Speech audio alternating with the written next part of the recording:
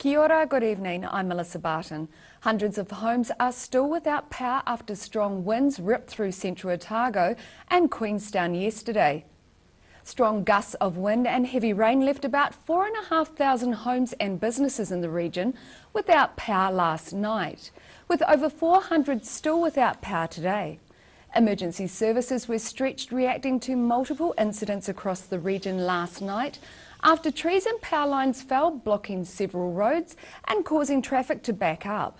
Police say there were nearly 30 wind-related calls received during the event. The destructive weather hit Alexandra first before making its way to Queenstown, Wanaka and Lake Hawea.